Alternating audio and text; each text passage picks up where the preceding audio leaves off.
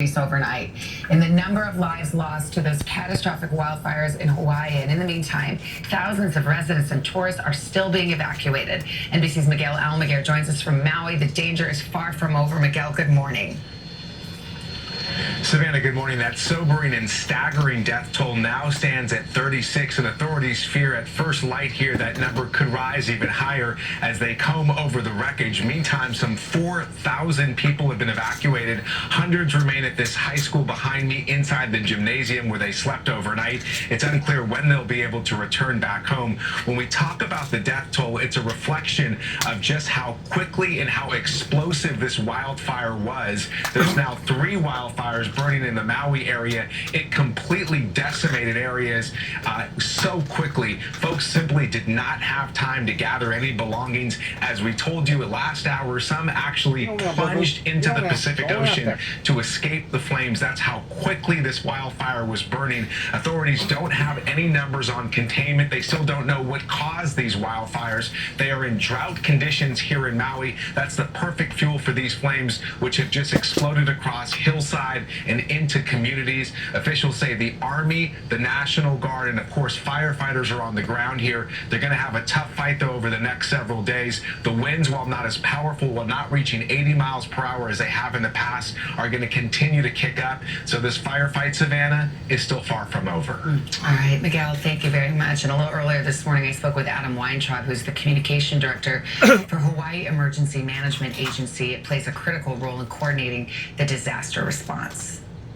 Our search and rescue teams, as they've gained entrance to various areas that were cut off by the fire before, they're making the best progress they can. We are hoping for the best, but we're not sure what the outcome will be. Was there any kind of warning for people to get out? How do you explain how this happened? When you talk about warnings, we did have a good advanced picture from the National Weather Service that we were going to see some high winds. We were going to see the potential for extreme fire behavior, but you can't tell exactly where a tree is going to go down. You can't tell when a roof is going to come off and land on a power line. You can't tell when somebody's going to hit a rock with a lawnmower and spark a blaze. And we were seeing gusty winds that were up to 80 miles an hour. And when you get a flame in dry vegetation, in low humidity, in that kind of a wind environment, the flames can go anywhere. It reminded me some of the aerial photos of what we saw in photos from World War II of the firestorm in Dresden. This was very extreme fire behavior, and the teams that have been out there in the field for more than approaching 48 hours now, we're facing extreme challenges. That was Adam Weintraub from Hawaii's Emergency Management Agency a bit earlier, and of course we will keep you updated on this situation throughout the morning. Meanwhile, some important health news for the I forgot what he said. It was up to like 30 something dead so far. See, it's still nighttime there. They're about 8 hours in behind where we are over here. Unbelievable how these things are just unraveling and just getting worse and worse and worse. I don't know that my imagination could even begin to fathom what it would be like. Regardless whether it was water or fire, both is just as bad. I'd rather not use like the poor people over there in treatment for most of the symptoms is menopausal hormone therapy. Recommendations on hormone therapy. In Huntsville, Humphreys County. In women using HRT. Humphreys County, Tennessee, where they already had flooding waters that was already seeking into their neighborhood, and then all of a sudden the railroad gave way. That was acting as a levee. That whenever all that water come in on top of them, it was like a tidal wave, and it was so powerful that it was taking houses and taking them down the road and cars and flipping them and killed over 20-something people just in that event there in Waverly, Tennessee. So it don't matter whether or not it's water, whether or not it's too much heat, too much cold, or fire. Either or can be so dramatically disastrous in people's lives, especially in today where we have so many people that stuck right on top of one another, to where it's just a dominoes effect. Basically a dominoes effect. The same thing basically happened in, I think it was Boulder, Colorado about 3 or 4 years ago, whenever it burned almost 1,000 structures. If the death toll is already 30, I think he said 36, if I'm not mistaken, and then I heard another report this morning of 60 something, there ain't no telling what the final deal will be, but we definitely need to keep those people in our prayers pertaining to what is going on right now over in, as the world has always pronounced it, as the world of paradise over there. Unbelievable. But the study mostly looked at women over 60.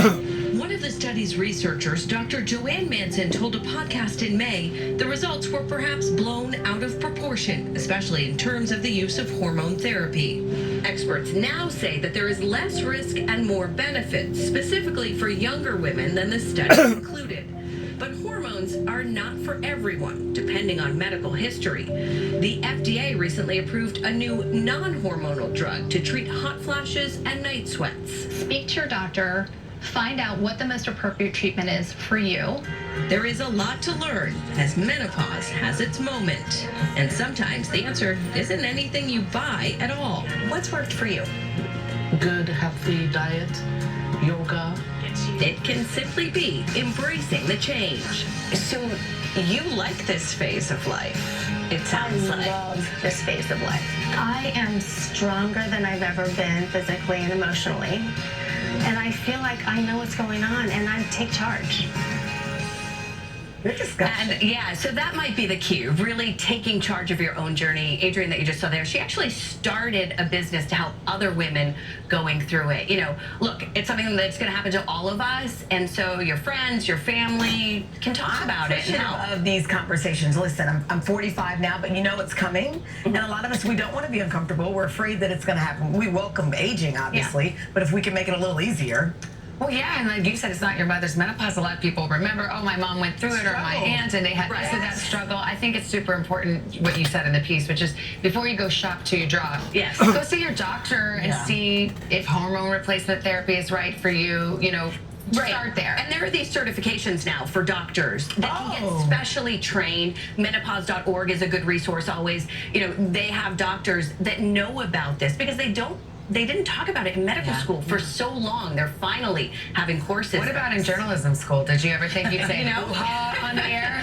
That is a new one. Let me tell you, Naomi Watts was on for her Stripes line of products, and Hoda and I, our mouths dropped. She dropped some words. We're going there. Yeah. She's trailblazing, let her. We won't repeat them, but not that there's anything wrong with that. I'm happy they're doing. I know. Okay. For all of us. Kristen.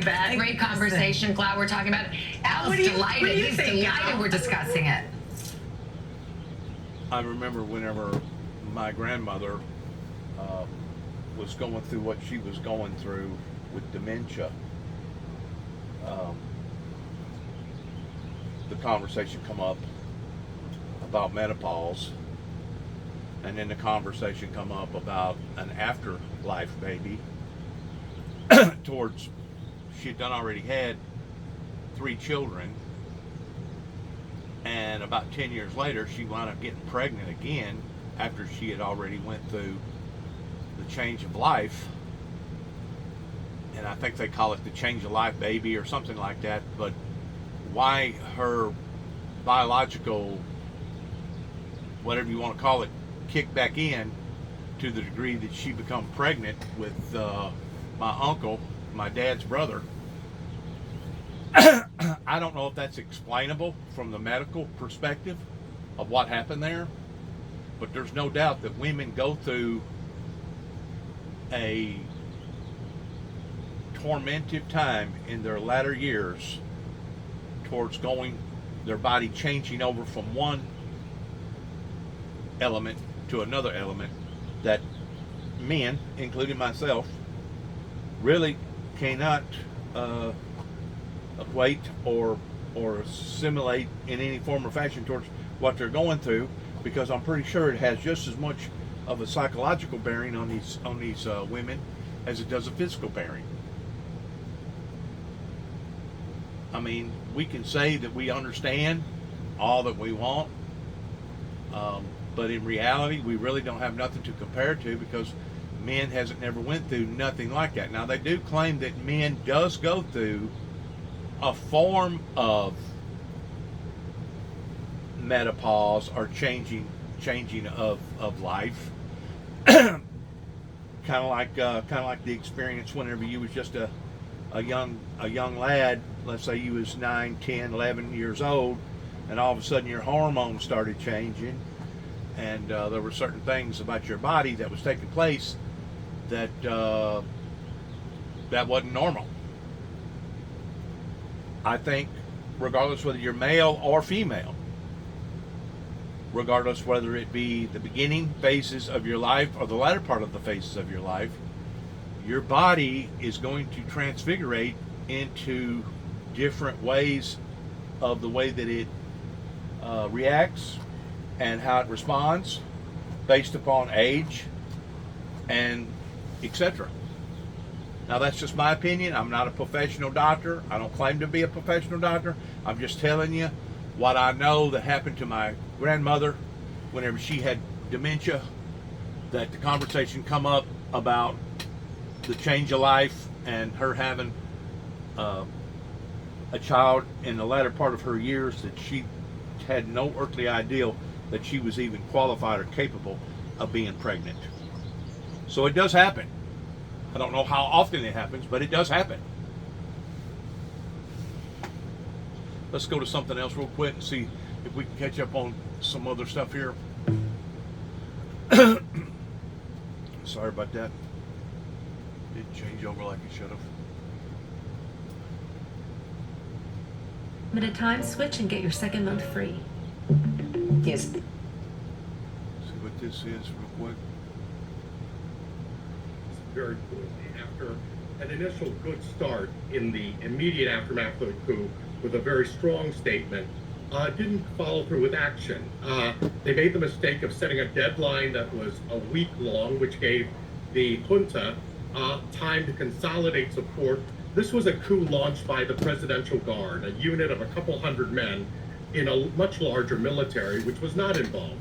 But that week gave them time to consolidate support, both within the military and also to rally support among especially youth populations, but others in Niger who resented the idea of an ECOWAS threat of military intervention. So that was problem one. Error number two was the very elementary one of making a threat that you're not prepared to carry through. In fact, ECOWAS claims to have a military plan. I don't think there is a military option that would not be catastrophic. It's one thing to intervene to help a loyalist faction that is staging a counter coup or defending public. It's a whole other thing to go in against a well-trained, well-armed military. And I think ECOWAS wasn't prepared for that. And then thirdly, President Tinubu in Nigeria didn't even secure domestic support. The Nigerian Senate has already told him that they wouldn't support this, and Muslim and Christian leaders in Nigeria have been outspoken against military intervention. So from what you're saying, I mean, the fallback here position is probably going to be diplomatic solutions, and the reports coming out of this meeting in the last hour indicate that ECOWAS wants negotiation and dialogue with the coup leaders. I mean, I wonder how ready the coup leaders will be to listen to this. And also, we were hearing just then about concerns around ousted President Bazoum's health. I mean, what do you see as the chances of him being released, or even, I mean, reinstated seems out of the question right now? Unfortunately, as much as I regret to say so, despite winning 55% of the vote in Niger less than 3 years ago, chances of restoration are increasingly slim. That being said, however, I think because President Bazoum has actually resigned, that gives him a bit of leverage. And I think first, he's not the only one, but other officials who need to be released. No one's going to find a resignation by someone who's being held prisoner particularly credible, and their families have to be secure. Beyond that, I think we have to see some sort of a solution that, though it's suboptimal, nevertheless preserves some of the gains that have been had in Niger in the fight against extremism and in human development, rather than risk the country falling into disorder and taking with it the entire region. This country has been the linchpin of the fight against extremism in the Sahel for some time. We know that the recent visit by the US Deputy Secretary of State yielded very little results. I mean, what options do the United States have to intervene here at the moment, especially given that they still have a military presence on the ground and 2 air bases? Well, I think that's part of the equation. And I like to look at, actually, Acting Deputy Secretary of State Victoria Nuland's visit as the glass half full rather than half empty. She left it with the offer of the United States exercising its good offices, some sort of mediating role. It's been very telling that there have been violent demonstrations against the French. The junta has canceled 5 different security and military agreements with France, and it's likely that the French forces, about 1,500 currently in Niger, will be forced to leave just as they've been forced out of Mali and Burkina Faso, its neighbors.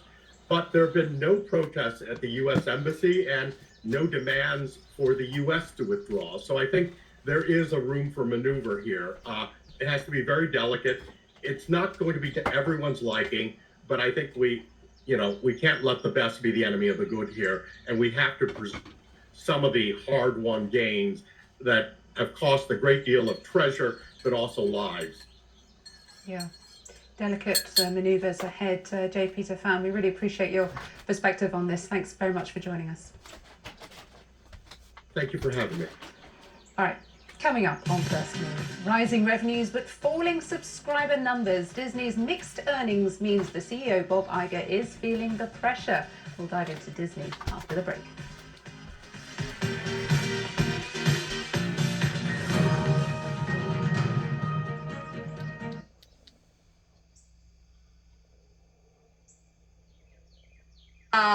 Jet flights, vacations, yacht cruises costing hundreds of thousands of dollars.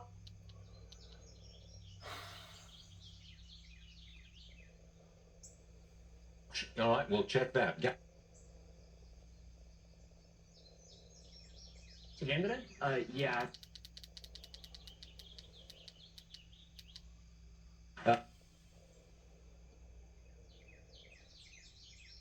I don't want Trump to be convicted, but if I'm facing down 20 years in a federal prison, I would probably be tempted, as many do, to plead out and try to get that reduced. Do we think that's an option? Do we think that's something the Trump camp is considering what they're facing?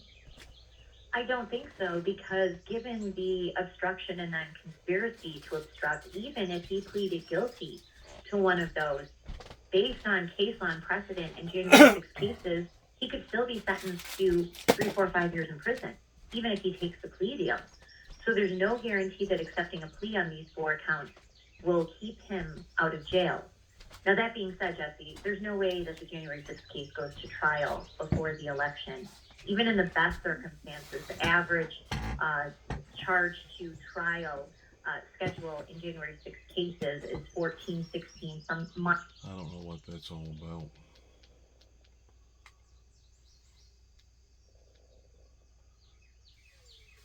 Types of outings, and maybe even matching a donor with the event. And that, to me, is where the issue goes next, is who is doing the organization around this, and are they the ones who actually have a stake before the justice? Now, ProPublica in their piece today noted that none of these 4 businessmen, There's no doubt 3, putting aside Harlan Crow, that various politicians have made all the rest of the politicians look bad, like him, that has went in and squandered the American people's money and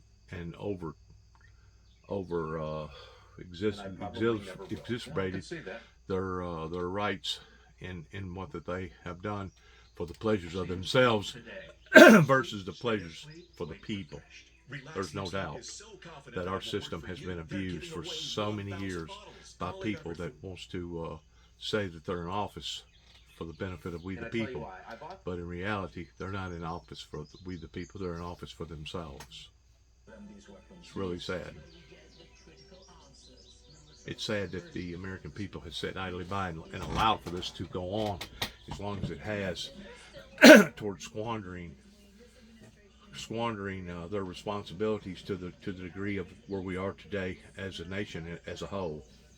It's really pathetic.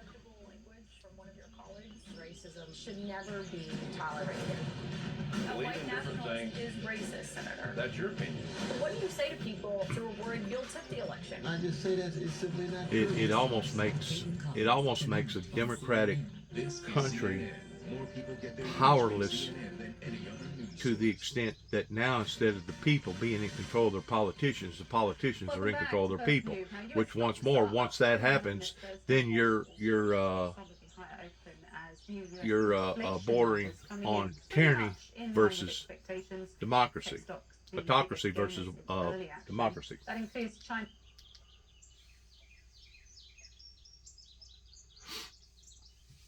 Who know if they want to be a federal judge when the Republicans are in charge, they need to belong to the Federalist Society. And the same group, the same man who gave the list to Trump of who he could appoint to the Supreme Court, are they involved in this? It would not surprise me if Leo was the matchmaker. Okay, we're going to get clear. Boy, there's so much about our American politics. It's so bad off. It's just absolutely pathetic. Finest fraction that you can imagine. I want to go into some general properties. On the left is the moon, in the center is Mars in red, and on the right is Earth in blue. And if you compare the numbers for any given variable across the graph, you're going to see that the moon and Mars are actually a lot more like each other than Mars is like the Earth. A lot of people have taken the view that Mars is more like the Earth, and to a certain extent that's justified in light of what we think the early Martian history is now, in that we think it was warm and it was wet. But the size of the planet, its composition, its very nature makes it actually a lot more like the moon than it is like Earth. The moon has a history. Before Apollo, it was dubbed the Rosetta Stone of the planets. And after Apollo, in the immediate years after Apollo, a lot of people sort of wondered, well, was it really? But as time has gone on, and as we've analyzed lunar samples, we've come to believe that moniker, in fact, is absolutely correct. And much of what we understand now about the other planets in the solar system, as well as the Earth, we've learned because the moon has preserved a history that many other planets no longer have. Now, before we went to the moon on Apollo with human beings, we had quite a bit of precursor missions from the United States. In addition to that, the Soviet program landed a considerable number of spacecraft on the surface, as well as flew vehicles around it. Before we could even think about landing on the moon, we had to understand what the moon was actually like on its surface. And it's really important to recognize that before these vehicles went to the moon, the smallest thing we had ever seen on the lunar surface through terrestrial telescopes was about 1 kilometer on a side. And the questions we had before we sent these spacecraft there seem somewhat silly now, but there were things like, where do craters run out? Are there craters all the way down to the smallest size? Are there rocks on the surface? Is the surface capable of bearing the weight of a lunar module? All of these things now we understand. How about the fact that now they're beginning to believe that the moon is hollow? Because the moon is not built like the planet Earth. The planet Earth is basically a living organism that's made of platelets and different varieties of different degrees of the Earth that goes down into the core. And then we have the oceans and the high tides, the low tides, and you have platelets that move, and we've got now all these volcano activity pertaining to the Ring of Fire and all these other volcanoes that's erupting. I mean, there's so much difference characteristic wise between the earth and the moon that it's not even funny. God put the moon there, I truly believe, for a balance, kind of like a tail on the end of a kite. And if you dismantle the tail from the kite, then you don't no longer have control over the kite. Same way with the moon. If the moon was to be eliminated for whatever reason, the earth would basically be out of control at that point in time, that we could just as quickly and as easily drift either into the sun towards burning up or away from the sun towards freezing. So there's so much that is speculative about what he's talking about. We have learned a little bit, but we haven't learned it all, that's for sure, whenever it comes to comparison with the planets. Mother Teresa. Sure. One of the characteristics of all missionaries of charity that join is they have three charisms: total surrender, loving trust, and cheerfulness. Mother was very serious about cheerfulness. She felt like, I was with her one time in San Francisco when she was giving a talk to these cheerfulness is part of charity, is part of service, part of being a subservient for God, for the people, and for God. That's been the thing that's helped bring inflation down, or is it really just... And whenever you no longer have that in your ministry, then you need to question whether or not you have a true godly ministry or not. Disney's been incurring over the last few years. Yeah. Oh, Disney's still making headlines. Heights mean, and of course, what happens next for Bob Iger? As you mentioned, he was reinstated last year to turn around Disney's fortunes. Hasn't done that yet. Tim, it's great to have your perspective on this. Thanks very much. Thank you. Now, Beijing is blasting a Biden administration executive order that restricts U.S. investments in Chinese tech. The White House announcing the move on Wednesday. More world politics. From a clinic. More commercials. Said something like that. That might mean that the tide is shifting. I think so. I think you're right. And you got Perez coming to New York to meet with Adams. It seems like they're trying to throw a blanket on it, at least. Last comment. Good way to put it. Political issue. It's a policy issue. It's come as close to home as it gets. It's a public safety issue on top of it. You know, Biden has been talking about Bidenomics. It's an economic issue. This is Bidenomics. It's also not humane. It's not like that. This is like we have created a humanitarian crisis and that we could things fix. that come across, the drugs and more, a lot of problems. Lee, thanks for being here. We got problems in New York City, but the real issue is at the border. And there's no movement there yet. 100%. Nice to see you again. Great to see you. In a moment here, parents' wallets now dwindling. There's back-to-school season as inflation is out there. Credit card debt hitting $1 trillion for the first time ever. That's no good. Some tools to help you better budget heading into the school year for you. Coming up next. What do you think? What do you think the Greenspanners raised the interest rate again? Because they're taking advantage of the people that's already done stuck their necks out and surviving off of credit cards. In other words, if the financial industry can't make their money one way, they'll make it another by jumping off on the backs of those that's already stuck their necks out with credit. That's the reason why I think that our growth for the next 2 years is going to be very, very slow to slim to nothing, because people is struggling right now towards maintaining and hanging on to what they already have. And they're so far in debt, some of these people can't stay afloat.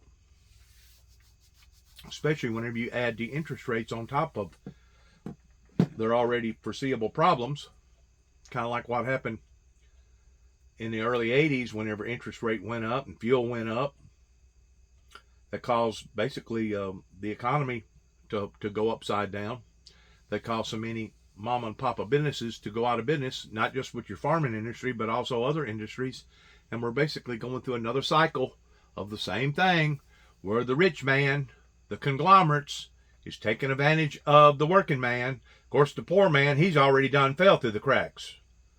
There's nothing that they can do towards climbing on the back of the poor man because that will look unhumanitarian. So what they do, they jack up the interest rates, knowing what's going on the inside level pertaining to people, having a $1 trillion worth of credit card indebtedness right now. $1 trillion. If you do the math on $1 trillion, what the financial institutions are going to make on a day-to-day basis, it's up in the hundreds of millions of dollars per day that they will be making off of the backs of the working class towards taking advantage of them, basically panhandling them, taking advantage of them whenever they're at one of their most vulnerable moments.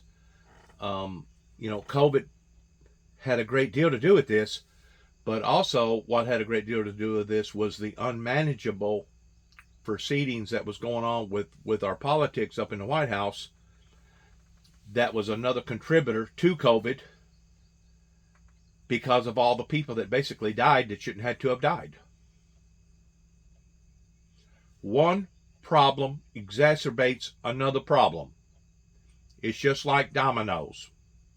Once one starts falling in the wrong direction, then the next thing you know, if you don't watch, you'll have a shift and they'll all start falling in the same direction, which will be the wrong direction towards prosperity for we the people. Somebody has mismanaged this thing from the get-go, going back 30 plus years ago, whenever basically Sam Walton stood on national TV right beside George Walker Bush and said, America first, we will always sell America first, we will always build America and sell America first. But whenever Sam Walton died, it wasn't just Walmart that stabbed the American people in the back, it was all of them. All of them right near it. Didn't matter if it was J.C. Penney's, didn't matter if it was Sears, didn't matter if it was whoever out there that's considered your conglomerates. They all jumped on the same bandwagon towards getting the cheapest, most available product made in some other country just to be able to bring it to America and put it on the shelves. That way we could purchase it, look at it, may use it from time to time, but most of us would take it and throw it in our closet or up in our attic or throw it in our garage somewhere and never use it again. We have been inundated by stupidity for the past 30 plus years that has sacrificed the American way of life. Inundated. Sold out. The farm given away. Gone south. Whatever terminology you want to use.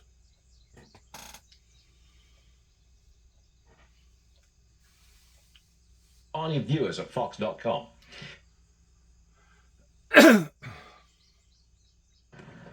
We're the first journalists to reach this part of Ukraine's counter-offensive push south.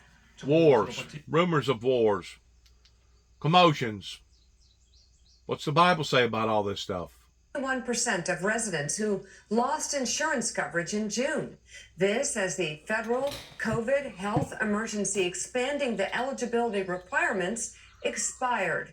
According to state data, over 67,000 children no longer qualify for insurance. Of that, the state says 63,000 were dropped simply because their parents did not fill out the necessary paperwork. So now the burden's going to fall once more upon to the American people. That's going to diminish prosperity. That's going to make things that much more tighter. That's going to cause people to be that much more further in the red.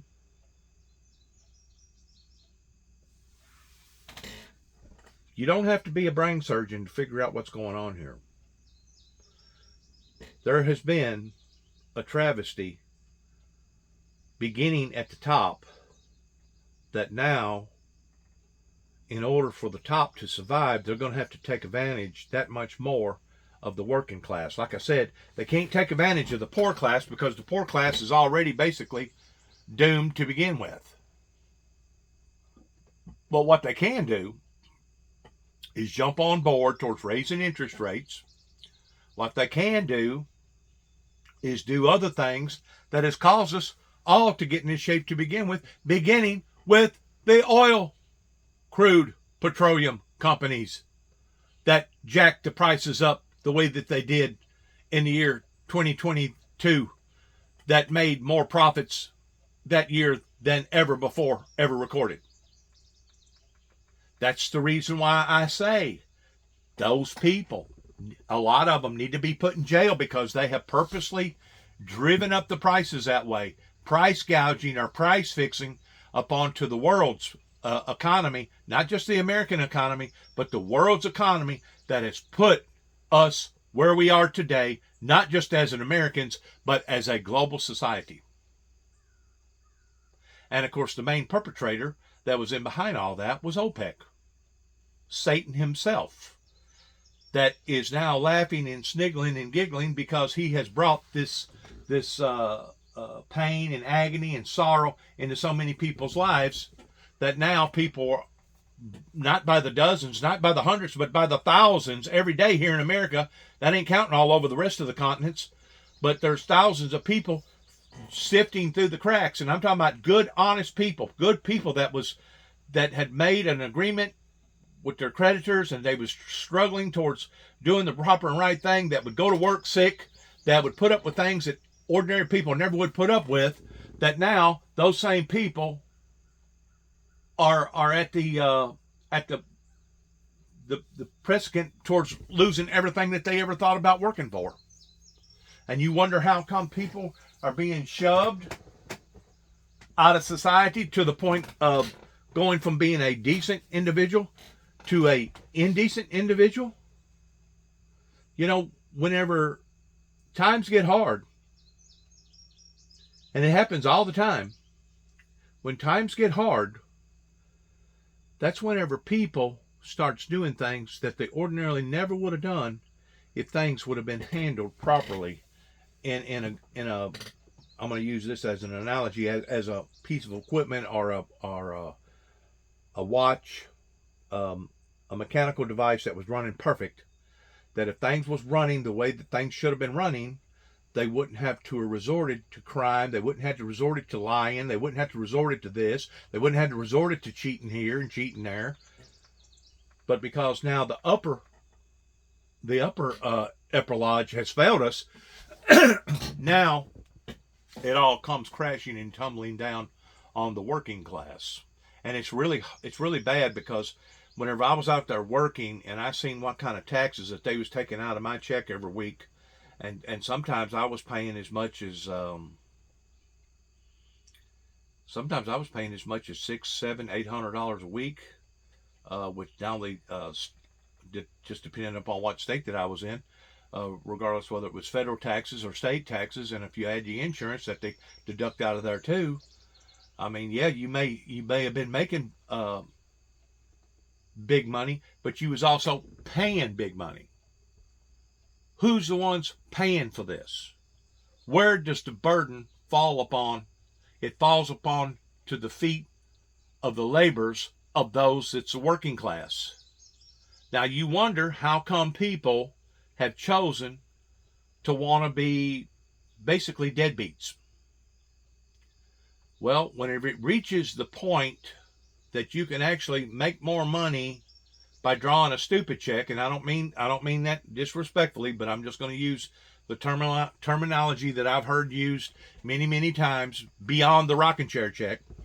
But whenever it becomes more sensible to hoodoo the system in drawing a stupid check or a disability check, knowing that you're not really disabled, but because of the surrounding circumstances, because of all the factories and everything else that has failed, plus if you put into the equation that now I'm going to wear out a vehicle, I'm going to have to maintenance that vehicle, I'm going to have to put tires on that vehicle, I'm going to have to change oil on that vehicle, I'm going to have to get up an hour earlier because I'm going to be in this traffic jam, that even though I'm not putting miles on the automobile. The automobile is still running. The motor itself is still running towards putting more wear and tear on the parts of that automobile. That's going to make that automobile wear out that much more quicker. That's going to have to make me go out and buy another automobile because the one that I had is wore out.